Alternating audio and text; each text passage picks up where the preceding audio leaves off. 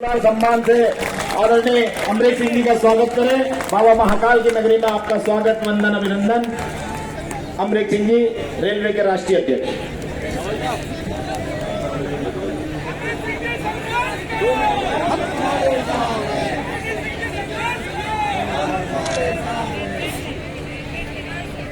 महाकाल उज्जैन की इस धरती पर पुरानी पेंशन बहाली महाकुंभ में शामिल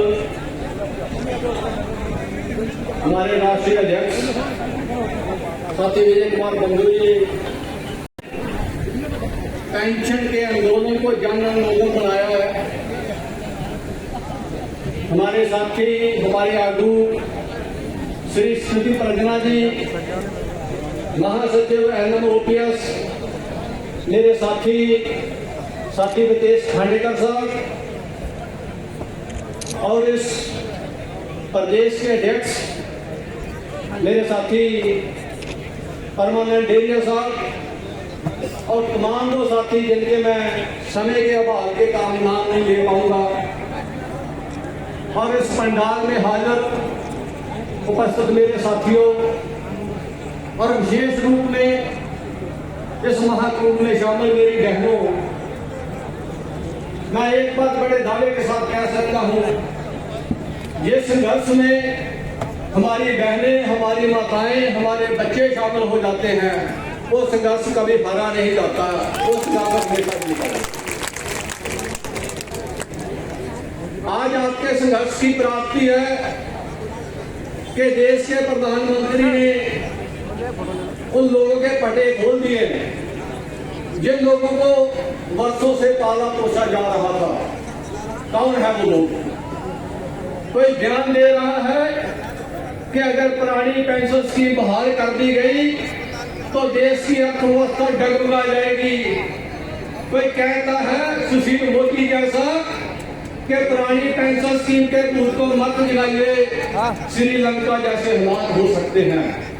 मैं एक बात की बधाई देता हूं आपको कि आपने उन लोगों को मुंह खोलने को मजबूर कर दिया जो मुंह में पान मसाला डालकर संसद में वैसे सोए रहते थे। ये आप लोगों की प्राप्ति है। परंतु दो बातें मैं कहना चाहता हूं।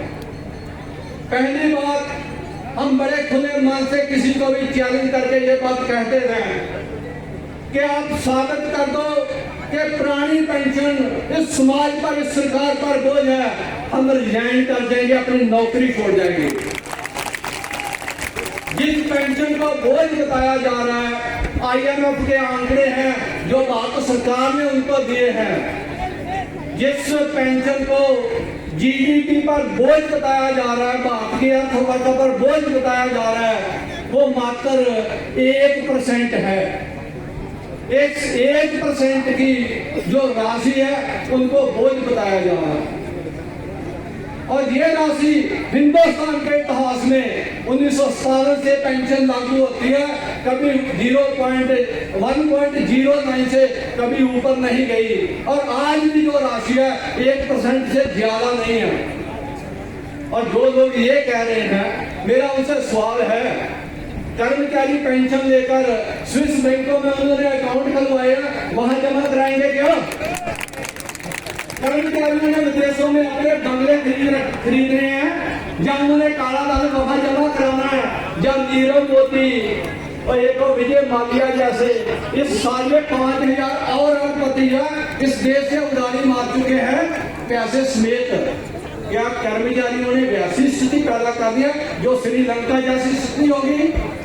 जब इस देश से विजय माल्या बनाया जाता है, जब इस देश से नीरव मोदी बनाया जाता है, जब इस देश से अरबों खरबों के लोन माफ कर दिए जाते हैं, जब हर साल 2 लाख करोड़ रुपया बड़े बड़े कारपोरेटर का माफ कर दिया जाता है, उस समय इस देश के हालात श्रीलंका जैसे नहीं होते। सही बात है।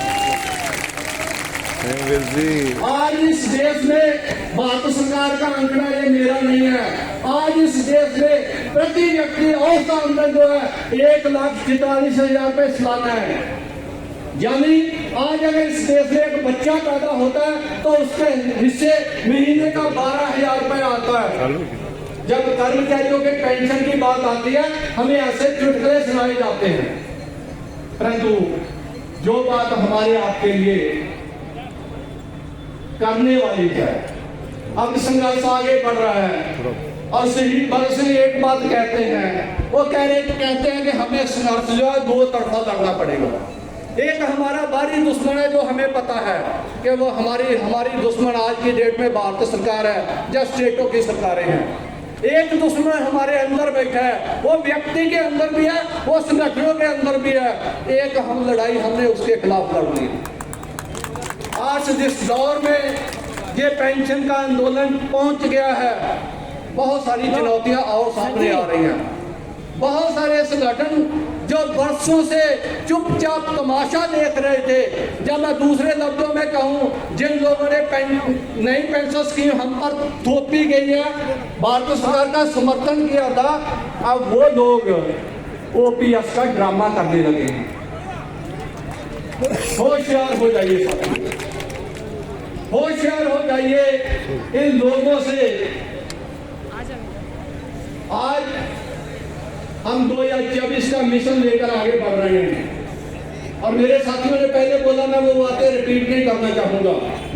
2024 में हम लोगों ने फिर मिलकर तय करना है कि इस देश की सत्ता पर कौन बैठेगा। एक हमने शेर बिठाया था, बहुत महंगा पड़ा है।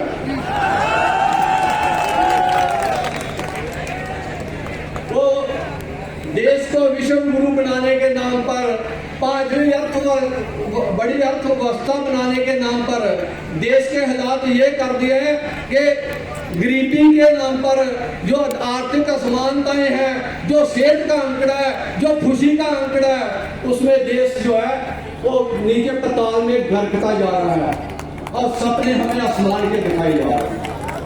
हमें होशियार होने की जरूरत है साथियों। लड़ाई अब लंबी नहीं है। जितनी भीड़ आज इस पंडाल में एकत्रित है और जिस तरीके से यह काफिला बढ़ता जा रहा है, मुझे उम्मीद है इस बात की, अभी ये फाइनल तो 2024 में होना है, अभी क्वार्टर फाइनल और सेमीफाइनल अभी आने वाले दिनों में हमारे सामने है। आपने हिमाचल में हमारे साथियों ने एक इतिहास रचा है, तो हमें गुजरात से भी शिक्षा लेनी है। मंदिर हमें रोटी नहीं देगा, गुरुद्वारा हमें रोटी नहीं देगा, रोटी हमें रोजगार देगा या हमारी पेंशन देगी। हमें इस भ्रम में नहीं रहना है कि इस देश की सत्ता पर कौन बैठा है। हमें इस स्थिति का सामना करना है कि नीतियां कौन सी आ रही है, वो हमारे लिए, हमारे बच्चों के लिए, इस देश के लिए फायदेमंद है, नुकसान है। हमें निर्णय से बाहर करना चाहिए। यकीनन जिस रफ्तार से आप लोग बढ़ रहे हैं, हम लोग बढ़ रहे हैं, और मैं रेलवे के साथियों को एक बात कहते हुए अपनी बात समाप्त कर देंगे। हम रेलवे सीधे सेंट्रल सरकार के अधीन है।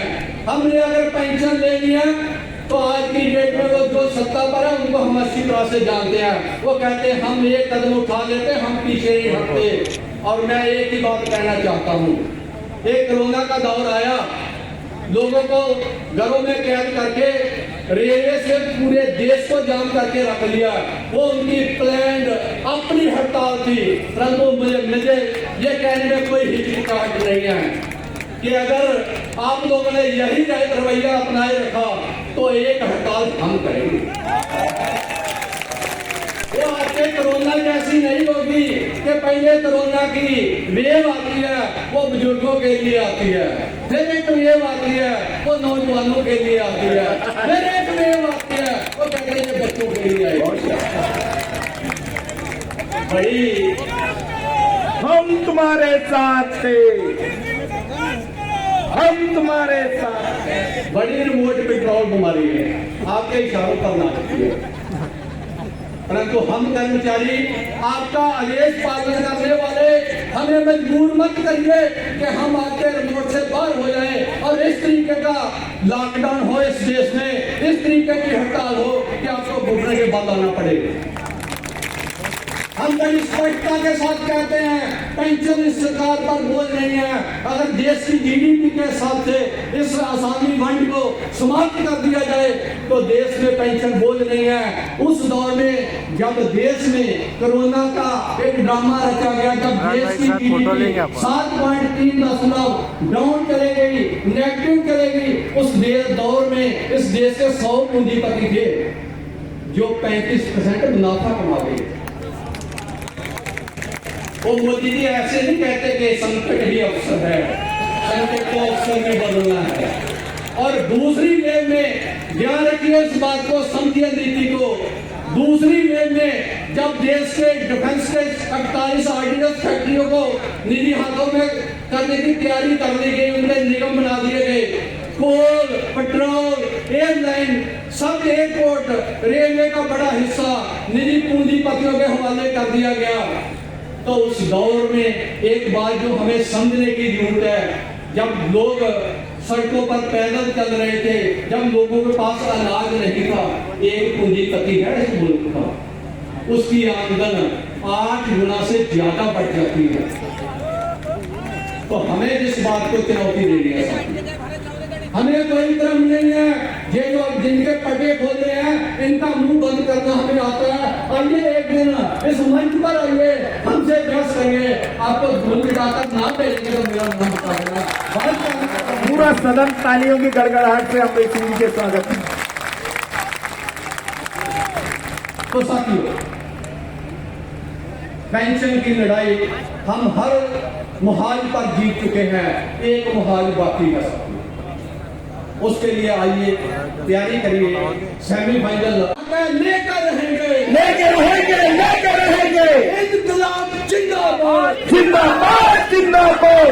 भारत सरकार मुर्दाबाद, मुर्दाबाद, मुर्दाबाद। आप लोगों का बहुत बहुत धन्यवाद, शुक्रिया। धन्यवाद भाई अमरीक।